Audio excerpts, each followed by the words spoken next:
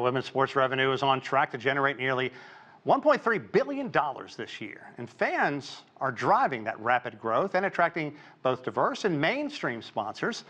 But will players see that translate into a boost in their paychecks? And to talk more about growth of investment in women's sports and the businesses eager to get involved, we're joined by Kate Delaney. Kate is an Emmy Award-winning sports commentator and CEO of Delaney Media Group. Good to see you again. Sean, always good to be on with you.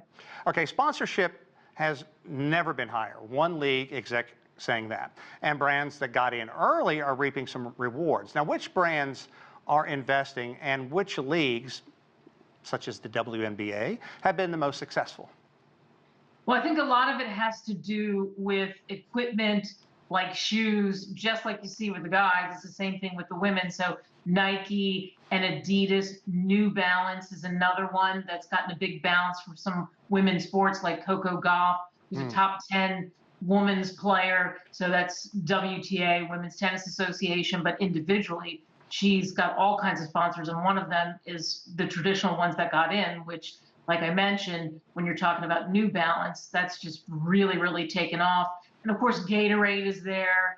And you've got some other brands too, like even Kraft, that has been around for a long time, for the LPGA, the Ladies Professional Golf Association. They were around right from the beginning. So I think some of the early big names are getting the big breaks because they signed deals right away with a lot of individual players. Gotcha. Okay, it has been a great season and a great time for the WNBA. But a couple of things kind of stand out. One, TV ratings really went down after Caitlin Clark and the Fever, her team, were eliminated. And two, the players just opted out of the collective bargaining agreement. Your thoughts on those two issues? Well, Caitlin Clark is a superstar, and she transcended the sport. She was great for the sport. And if you look at, we just had the Liberty win in overtime, Game 5, beating Minnesota, and they had more than 17,000 fans on hand to watch that with a lot of celebrities. But then you take that and compare that to the average attendance for Caitlin Clark's games, the 18 home games with Indiana, and that was the same number, pretty much the same number as the final, which is crazy. So again, it is the superstar personality that you have to have, and she obviously is one of them. With the collective bargaining agreement, the women know, they see what's happening in sports, they see the money that's out there, they see the big dollars. Just a great piece on that, where there's clothing, there's makeup, there's so many other deals to be had. And just with the bigger sponsors, why can't the individuals see some of that as well with some of those contracts? Right. But they have to get the TV ratings up. If the TV ratings aren't there, then you really struggle.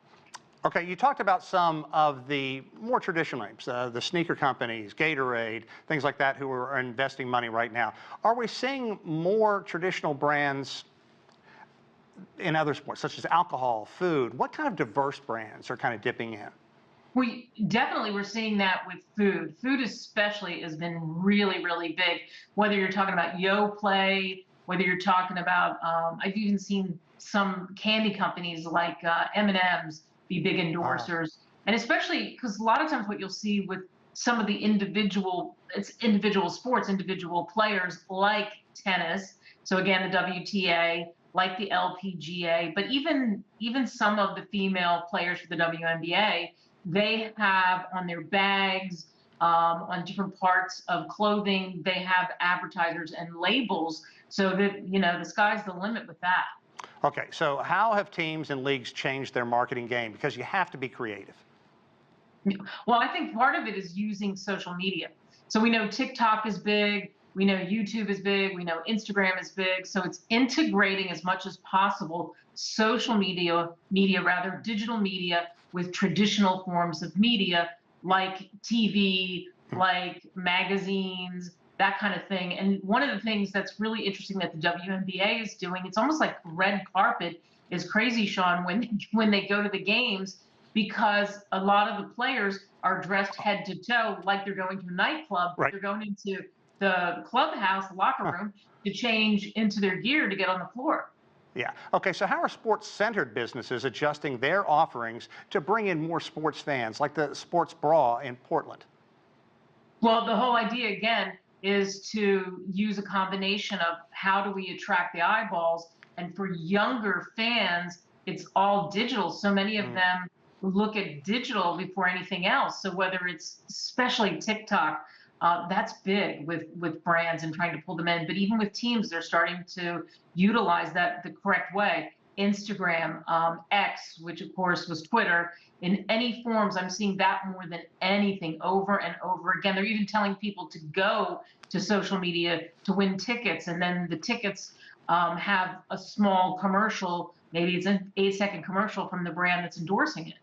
Okay, thank you so much, Kate Delaney, and I hope that the women do get a bigger cut of this cake down the line. Thank you so much. Thanks, Sean.